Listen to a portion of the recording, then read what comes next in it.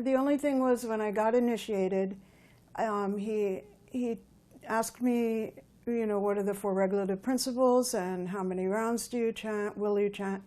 And I told him the 4 regulative principles, and then I told him I would chant 16 rounds. And then he said, are you sure? And I said, yes, Srila Prabhupada. And then he started laughing.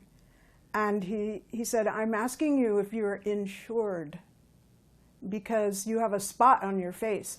I have a mole on my face here, and when I was younger, it was darker. And he said, you have a spot on your face, and once there was a movie star with a spot on her face, and she had it insured for a lot of money. And then he just started laughing, and everyone was laughing. He was just chuckling, and then he said, Krishna Consciousness is your only insurance. Oh, and he said, your name is Chinmayi Devi, spiritual consciousness. A little later, Srila Prabhupada was answering questions. He was quite relaxed. It was a very informal gathering. He wasn't seated on a big seat, but just on some cushions.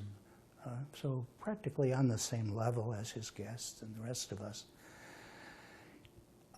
One of the guests, a man, asked about China.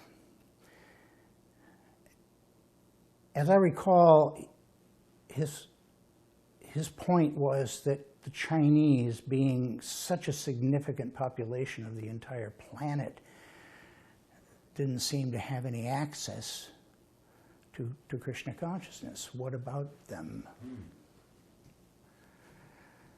And when he asked that question, over the next few moments, Srila Prabhupada's demeanor changed in a very dramatic and amazing way.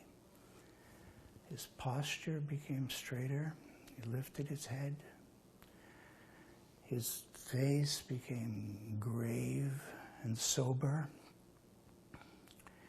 And he raised his finger, just exactly like you would see a picture of Madhvacharya or one of the great, our great predecessors. And he said, the Supreme Personality of Godhead says, first they must suffer severely, then they can have some Krishna consciousness. Therefore, the bomb is now ready, and in the next war it will be used. You can imagine how everyone was trembling. What I remember most from that was the change, that here was Srila Prabhupada, so affectionate, so accommodating, so familiar, and then suddenly here is Jagat Guru, the representative of Sri Krishna, the absolute truth, the viceroy speaking for the king. It was remarkable. So we were walking along the Landungsbrücke, and there was a tugboat that was bringing an ocean liner in, big boat. And Prabhupada looked at that. He said, look at this. He said, big ocean liner, big powerful boat, a little tiny tugboat. And the little tiny tugboat is pulling the big ocean liner. That's how they bring the ships in. Mm-hmm. And he said, you see, this big ocean liner is very powerful, but the little tugboat is not as powerful. But the big ocean liner has turned off its engines, and so now it's being pulled along by the tugboats. He said, this is an example of us. If we turn off our Krishna conscious engine, then Maya will pull us along. So we have to have our Krishna conscious engine on, and then in that way we won't be pulled along by Maya. So that was one incident in Landungsbrücke. I remember also we were at another airport. I don't remember what city it was in. And Prabhupada was resting just before his plane took off. And my mother bowed down at his feet and kissed his feet. And she told my little brother, who was 2 at the time, to do the same thing. And he did. And all the devotees were saying, no, no, no, don't do that. But Prabhupada said, leave her alone again. And, you know, he just had this way of reaching into your heart and giving you hope and giving you a sense of value, that you were important, that you could serve God, that you meant, you know, that sense of value to your being, and that you were loved. Yeah. And then one other memory I have of Prabhupada is in Dallas. I always wanted to be a teacher, but at the time I wasn't doing so much. And Prabhupada gave his instruction to the teachers because it was a Gurukula. And my mother said, go in there, Krishna Nandini, you want to be a teacher. So she pushed me in that room with Prabhupada.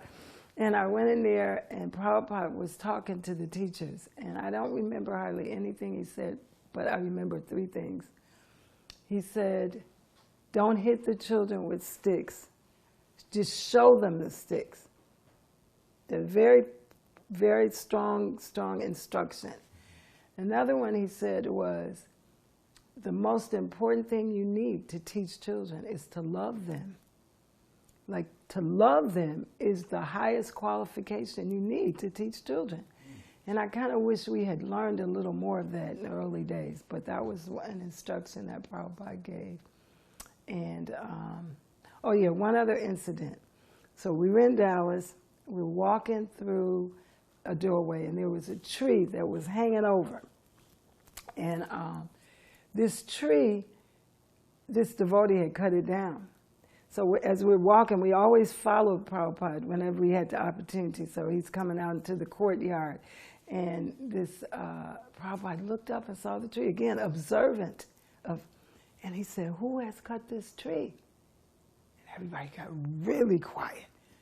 And then one devotee said, I did, Prabhupada.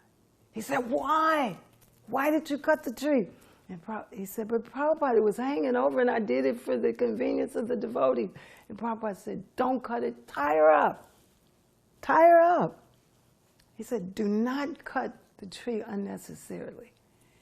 And that gave me an instruction for all of us, you know, because we were coming from a Western culture. What do we know about, you know, taking care of nice trees or cutting trees or being thoughtful about cutting trees? But then everybody became thoughtful when Prabhupada said that.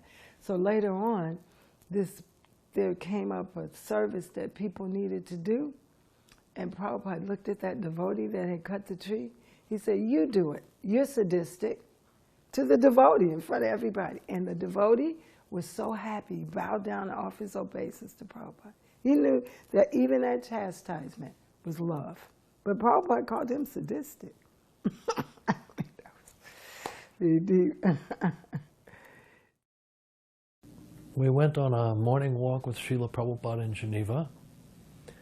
Guru Gauranga was there, Pushta Krishna was there. And we walked past a building that was set into the woods. And Prabhupada asked, what is that building? And Guru Gauranga said, it's a restaurant. And Prabhupada said, what are they doing there? And Guru Gauranga said, they are eating only sin.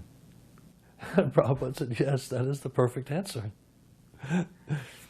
Because when you're not eating something that's been offered to Krishna, the 3rd chapter of the Gita says you're eating only sin. Then Pushta Krishna asked, Prabhupada, in the spiritual world, can you go from one planet to another? And Prabhupada said, the material laws are not acting there, so yes, you can do that. And then he says, Prabhupada, will we recognize you in the spiritual world when we arrive? And he said, yes, you will recognize me. He had previously said, and we will have big ISKCON in the spiritual world. He said, that is my role, that when you return back home, back to Godhead, the spiritual master will take your hand and put your hand in Krishna's hand and make the introduction. So that's an eternal position that he has. We are eternally related to Srila Prabhupada. So on one occasion, we were just returning from the morning walk. We were nearing the temple. Dr. Patel was walking and having animated conversations with Srila Prabhupada. And Srila Prabhupada was saying something critical about one of the well-known, figures of the recent history. And Prabhupada was quite critical. And Dr. Patel, as he had done many times, really objected strongly to Srila Prabhupada's criticism. And he was asking Prabhupada, why do you have to criticize? Let them be. You do your thing, let them do their thing. Just leave them alone. Why do you have to criticize them? They are great souls in their own right. So let them just be. If you don't agree with their philosophy, just let them alone. And then Srila Prabhupada stopped. And Prabhupada said that if I'm in an operating room and I'm conducting a operation with a patient, and someone comes into the room and starts cutting my patient, am I going to just stand there and watch it happen? No. I'm going to say, get out! Prabhupada said loudly, get out, you rascal! So I cannot be silent. These rascals and fools have destroyed the culture of India. And therefore I must speak out. And I will speak out. Prabhupada is very, very strong.